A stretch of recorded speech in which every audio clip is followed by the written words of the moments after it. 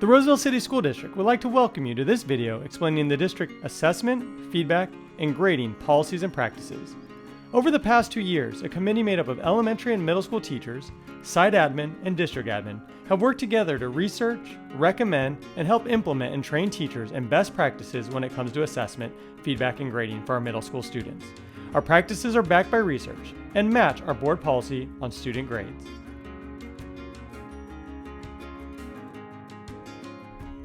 The mission of the Roseville City School District is to maximize learning for each and every one of our students. Our assessment, feedback, and grading practices match our mission and beliefs.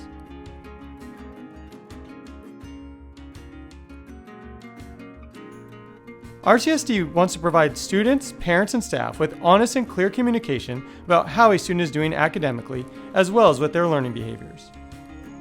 Grading expert Rick Wormelli says grades should never be about affirmation, validation, compensation. Their communication, that's it. Undiluted, unfettered by anything else. Clear, honest communication. They are more useful, more valid, more reliable.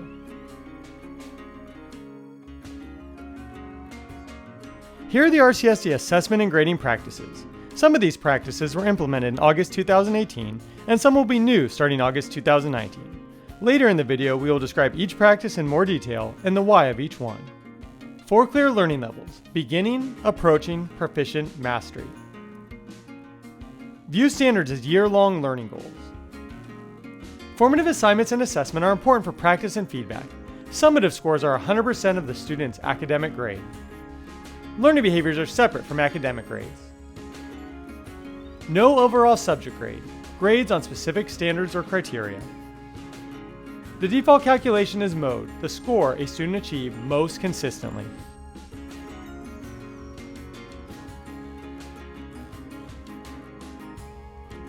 Each learning level has a clear definition and clear performance criteria. The 4 levels are beginning, approaching, proficient, and mastery. A teacher will enter a score of IE for insufficient evidence when they do not have enough evidence of student learning. The grade will be adjusted when evidence of student learning is available. We want students to show what they know.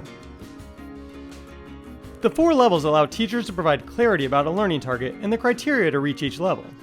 Students can then both self-assess and get specific teacher feedback on areas of strength or areas for growth to improve learning. The goal is for all students to reach standard met, proficient, or mastery. Mastery does not mean the student is doing next grade level work. When we look at the standards, we now ask students to do high-level thinking actions like analyze, develop, generate, distinguish, demonstrate, create, and perform, and that's across all subject areas. The use of descriptors like beginning, approaching, proficient, and mastery allow us to more accurately describe how a student is doing with these high-level actions as compared to the old system of points and percents.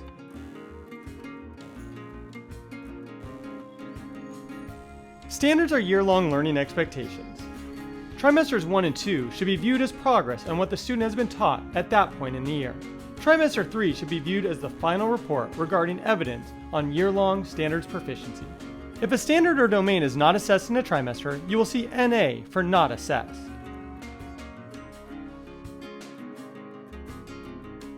In the RCSD system, a student's academic grade reflects how they are doing academically in that subject area. That isn't to say learning behaviors like engagement and work completion aren't important. In fact, it's the exact opposite. It's so important that we specifically call out those behaviors on the report card as their own separate category, because we want students and parents to receive communication and feedback on those areas separately from the student's academic grade. Students are graded on 3 learning behaviors: engagement, utilizes feedback and resources, and work completion.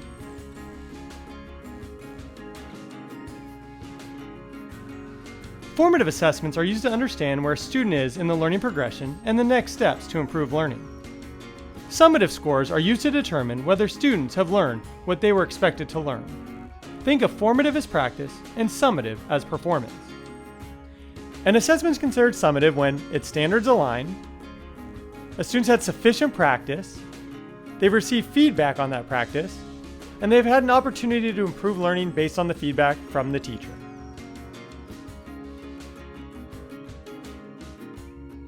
Overall grades are great when we want to rank or compare students. However, that is not the point of our academic grades. Students will get communication and feedback on specific standards or criteria. Our goal is to improve learning. We want to give specific feedback.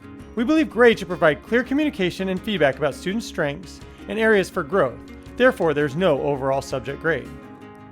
This will allow students to focus on strengths and areas of improvement.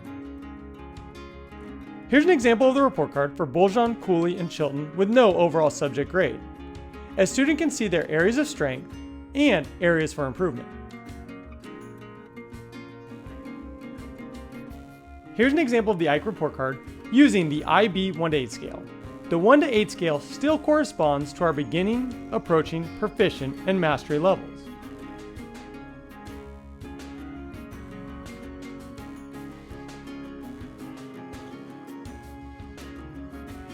Teachers determine a final grade based on consistency and recency of student evidence. The default calculation in the online gradebook will be MODE, which calculates the score a student achieved most consistently in the trimester.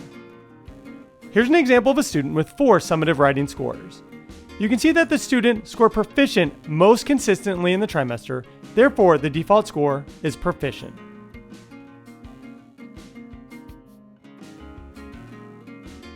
We know one of the questions that comes with these changes is, how is RCSD preparing my child for high school, college, and eventually the real world? Our priority is to improve the learning skill and learning will for all students. We have ongoing communication with the Roseville Joint Union High School District leadership team. They have the same priority as us, increasing student skill and will, and appreciate our progressive grading practices. Many colleges use rubrics of 4 levels or have similar grading systems. For example, Yale Law School does not grade using points or percentages for a student's class grade. They use 4 levels. The real world is based on setting goals and improving based on feedback. Evaluations rarely, if ever, rate quality of work or work ethic with points or a percent. Educational researchers Thomas Guskey and Jane Bailey say, as far as preparing students for colleges and universities, clearly the best preparation that any school can offer is to engage students in a rigorous and challenging curriculum, and then do what is possible to guarantee that students learn excellently what that curriculum includes. It is not our goal to match the system a student is going into. Our goal is to do what is developmentally appropriate now, help improve student learning, and prepare students to be lifelong learners.